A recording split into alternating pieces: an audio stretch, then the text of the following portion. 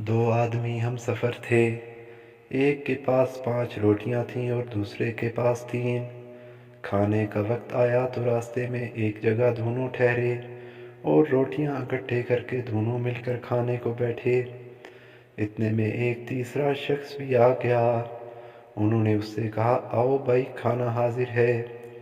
اس شخص نے یہ دعوت قبول کر لی اور وہ بھی ان کے ساتھ کھانے میں شریک ہو گیا، اور پھر تینوں نے مل کر وہ روٹیاں کھائیں۔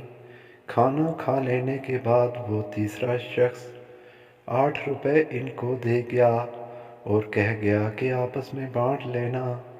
چنانچہ جب وہ دونوں ان 8 روپوں کو بانٹنے لگے تو 5 روٹی والے نے کہا، میری 5 روٹیاں تھیں، میں 5 روپے لیتا ہوں، اور تیری 3 روٹیاں تھیں، تو 3 لے۔ 3 روٹی والا کہنے لگا، ایسا ہرگز نہ ہوگا، بلکہ یہ آدھے روپے تیرے اور آدھے میرے۔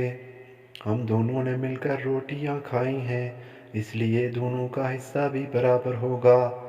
دونوں میں تکرار بڑھ گئی اور دونوں نے اپنے اس جھگڑے کا فیصلہ حضرت علی رضی اللہ تعالی عنہ کی عدالت میں پہنچے۔ حضرت علی رضی اللہ عنہ نے سارا قصہ سن کر 3 روٹی والے سے فرمایا، تمہیں اگر 3 روپے ملتے ہیں تو تم 3 ہی لے لے، تمہارا فائدہ اسی میں ہے، وگرنہ اگر حساب کر کے لوگے تو تمہارے حصے میں صرف 1 روپیہ آتا ہے۔ وہ حیران ہو کر بولا، 1 روپیہ؟ بھلا یہ کس طرح ہو سکتا ہے؟ مجھے یہ حساب سمجھا دیجئے تو میں 1 ہی لے لوں گا۔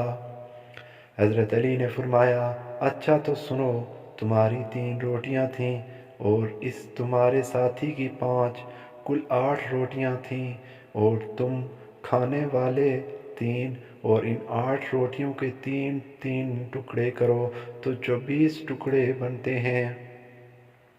اب ان 24 ٹکڑوں کو 3 کھانے والوں پر تقسیم کرو تو 8 ٹکڑے بنتے ہیں، یعنی تینوں نے 8 ٹکڑے کھائے۔ 8 تم نے، 8 تمہارے ساتھی نے، اور 8 تمہارے مہمان نے۔ اب سنو کہ تمہاری 3 روٹیاں تھیں، ان 3 روٹیوں کے 3 ٹکڑے کریں تو 9 ٹکڑے بنتے ہیں، اور تمہارے ساتھی کی 5 روٹیاں تھیں، ان 5 روٹیوں کے 3 ٹکڑے کریں تو 15 ٹکڑے بنتے ہیں۔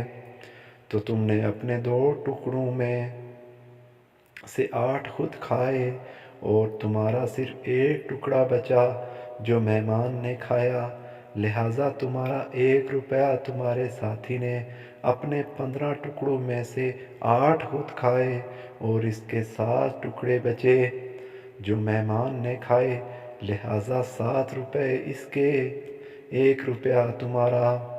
یہ فیصلہ سن کر وہ شخص حیران رہ گیا اور مجبوراً اسے 1 ہی روپیہ لینا پڑا، اور دل میں کہنے لگا، 3 ہی لے لیتا تو اچھا تھا۔